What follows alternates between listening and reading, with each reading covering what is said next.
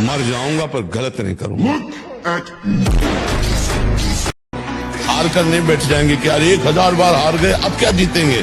नहीं नहीं, हम हार को जीत में बदलेंगे। ये मन है बहुत विचित्र है। थोड़ी देर आपको ये ऐसा लगेगा कि बस में हो गया, नहीं नहीं, वो नीचे पड़ा हुआ दांव लगा रहा है कि अब किस दांव से इसको पछाड़ूं। होश में अगर काम शांत है तो विजयी मत मान लेना अपने आप को, वो बहुत प्रवीण है। आपको लगेगा मैंने गिरा दिया, ऊपर मैं बैठा हुआ हूं, अब ये परास्त हो गया। नहीं, वो केवल अपने बल का संग्रह करके तुम्हें दांव में फांस के गिराने की चेष्टा वो सोच रहा है। जब तक जीवन है तब तक कभी ऐसा मत मान लेना कि मैं काम विजयी हो गया। अगर आप ब्रह्मचर्य नहीं है तो ये मत करो। इसकी क्षमता केवल ब्रह्मचारी की है। इसे त्राटक क्रिया कहते हैं। इससे मन बहुत जल्दी वश में होता है, बहुत जल्दी। ये बिल्कुल इसका तो देखा है। और ऐसा एकाग्र पुरुष जो संकल्प करेगा वही हो जाएगा उसकी क्षमता के अनुसार। हाँ, ब्रह्मचर्य का पालन करना होगा। जब तक ब्रह्मचर्य नहीं है तब तक धातु पुष्टि नहीं, और धातु पुष्टि नहीं तो शरीर में वो बल, वो आंतरिक ऊर्जा और वो मजबूती नहीं आती है। भले ही शरीर का आकार कोई व्यक्ति बढ़ा ले, लेकिन आंतरिक बल जो है ना, जो तेजस्विता है ना, वो ब्रह्मचर्य से ही आएगी। तो ब्रह्मचर्य का पालन करें।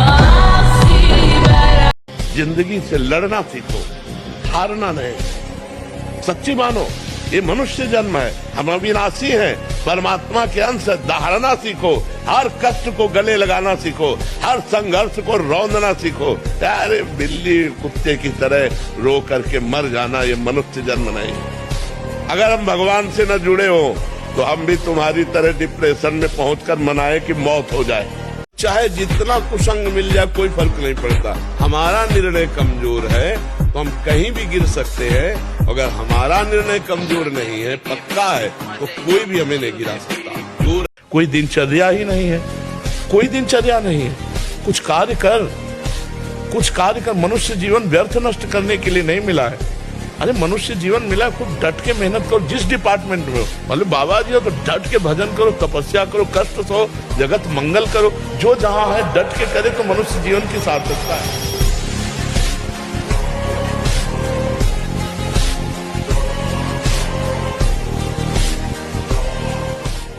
कि हम असफलता में बस झुक गए, उत्साहहीन हो गए, भगवान से अश्रद्धा हो गई, जीने से अश्रद्धा हो गई और क्रियाओं से अश्रद्धा हो गए। ऐसा नहीं। असफलता में हमको निराश नहीं होना, हमें रौंदना है इस असफलता को। मान लो धमकी किसी भी तरह की, नहीं डरना, नहीं डरना। कोई बाल बांका नहीं कर सकता। धर्म से चलने वाले का कोई बाल बांका नहीं कर सकता। प्रयास करेगा, लेकिन भगवान रक्षा, धर्मो रक्षति रक्षिता, ये सूत्र जो शास्त्र के हैं ना, ये गलत नहीं होते। पूरा जीवन भर इस काम को करके बता रहे। धर्म से चले, कोई नहीं, बहादुर बन दे, बहादुर बन। तू दिखा कि मैं तेरे से अच्छा हूँ, मुझे तेरी जरूरत नहीं। और जब दोस्त हंसे तो तुम भी हंस दो यार। पागलों के बीच में हंसने में क्या जाता है। सहना सीखो, जितना सहोगे उतने महान बनते चले जाओगे। ये शिक्षा हमको एक शराबी ने दी थी। ले गया एकांत में, ठाकुर जी के श्री विज्ञ को दिखाया और नीचे के संगमरमर को दिखाया और कहा देखो यही संगमरमर तिल तिल काटा गया, टूटा नहीं तो आज भगवान बन करके आरती होती है। ए बाबा जी बना, टूटना नहीं, चाहे जितना कष्ट आवे। विवेकवान, धैर्यवान, सहनशील महात्मा होता है। बहुत समय तक विषय संयोग ना होने पर ऐसा ना समझ लिया जाए कि हम निर्विषय हो गए। बहुत ये चोर हैं, बहुत छुप कर रहते हैं और चिंगारी की तरह रहते हैं। फूस मिल जाए तो ज्वाला बनने में सेकंड लगता है। ध्यान रखना, 20 वर्ष 30 वर्ष बिल्कुल निर्विकार, संयोग नहीं। लगता है कि अब हमें कौन परास्त कर सकता है। चिंगारी है, फूस मिला ज्वाला बन जाएगी, और संयोग बना तो समुद्रवत डूब जाओगे, निकलना मुश्किल हो जाएगा। कोई हस्त क्रिया करता है तो उसके सीधे कलेजे पर धक्का लगता है। जब क्रिया करता है तो संपूर्ण स्नायुओं में हलचल और हृदय पर धक्का लगता है, जिससे उसका दिल कमजोर होने लगता है। और वही सबसे ज्यादा जिसे हार्ट अटैक कहते हैं, वही कारण होता है। वीर चरण ही उसका प्रधान कारण होता है। क्षय, खांसी, श्वास, ये क्षमा महाभयानक रोगों का बुलावा है। हृदय रोग से पीड़ित अभागे मनुष्य किस क्षण मर जाए कोई पता नहीं। और हम सबसे कठिन अनुभव कर पाए हैं जीवन में कि निरंतर भजन करना सबसे कठिन बात है। जिस क्षण आपका भजन छूटा उसी क्षण माया उसे विपत्ति में फंसा देगी, कोई ऐसा कार्य करवा देगी, जलता रहेगा हृदय। भगवद स्मरण, असफलता को रौंदते जाओ। एक बार असफल होंगे, 2 बार असफल होंगे, 3 बार असफल होंगे, चौथी बार मुझे ज्ञान हो जाएगा मैं क्यों असफल हो रहा हूँ, और उसमें निकल जाएंगे। ऐसा नहीं कि किसी के भाग्य में इतना ही लिखा है कि हर बार असफल होता ही चला जाए, ऐसा कभी हम नहीं मान सकते। ऐसे महापुरुषों की चरण रज, ऐसे महापुरुषों का उच्छिष्ट, ऐसे महापुरुषों का दर्शन, ये दुर्लभ कृपा होती है। सब में भगवान है, लेकिन जिसने अपने हृदय में भगवान को प्रकाशित कर लिया है वही महापुरुष है। पीछे की बातें छोड़ो बच्चा, जो हो गया उसको लात मारो, बुरा सपना मान करके छोड़ दो। अब आज से अपना नया जीवन चलाओ। आपके चेहरा देखने से लगता है कि आप बहुत ही ओवर थिंकिंग करते हो, आप बेकार का चिंतन करते हो। पीछे हनुमान जी को कोई परास्त क्यों नहीं कर पाता था? 2 कारण थे। पहला, चरित्र पवित्र, और दूसरा, हृदय में भगवान का निरंतर सुमिरन। तो हनुमान जी का कहीं भी चित्त डिगा नहीं, ऐसे जैसे उट्टन नहीं लगाया जाता, ऐसे ऐसे पकड़ के राक्षसों को मसल देते। एक घूंसे में हजारों को बाल ब्रह्मचारी। भगवान से यदि संबंध है तो हर परिस्थितियों में महान दिग्विजय योद्धा सामने होने पर भी उसको परास्त होना पड़ेगा। करो अस्तमैथुन और शनि 6.5 चढ़ा हुआ है, इसलिए ऐसा होता है। बेवकूफी वाली बातें बच्चा है। अभी अवस्था है तुम्हारी वीरपात करने की। गेहूं की फसल तैयार हो रही है, गलेत पे हो। गलेत माने होता है दाना अभी पड़ रहा है, और आप उसको काट लो तो ना भूसा होगा ना दाना होगा, व्यर्थ जीवन चला जाएगा।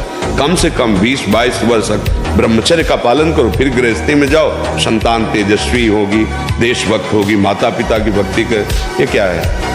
ब्रह्मचर्य ही महान सामर्थ्य, परम पुरुषार्थ, भगवत प्राप्ति का प्रबल साधन, परम सुख का, परम शांति का, परम स्मृति का, महान धृति का ये प्रधान साधन ब्रह्मचर्य है।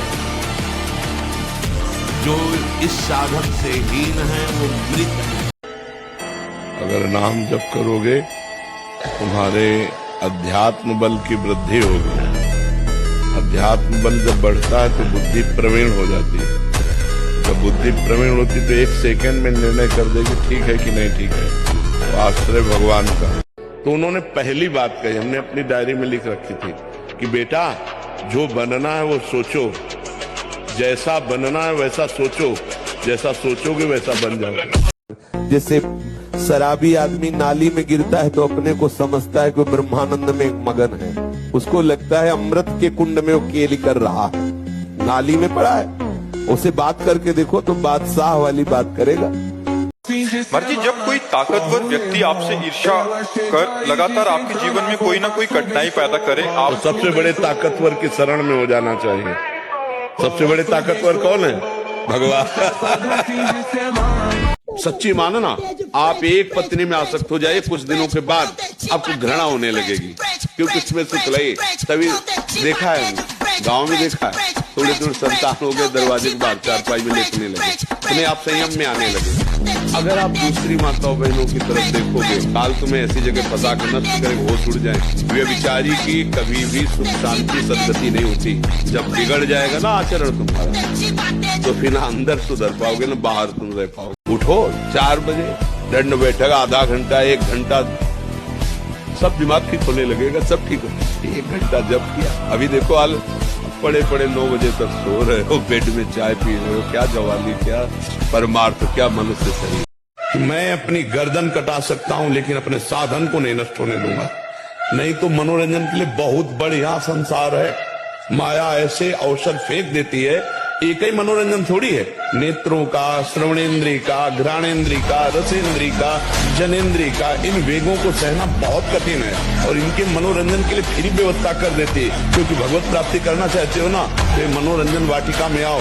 तो जो कहता है नहीं। जब कभी किसी को लाभ मिला है तो क्षमा से मिला है, क्रोध से नहीं मिला। आप क्षमा करो।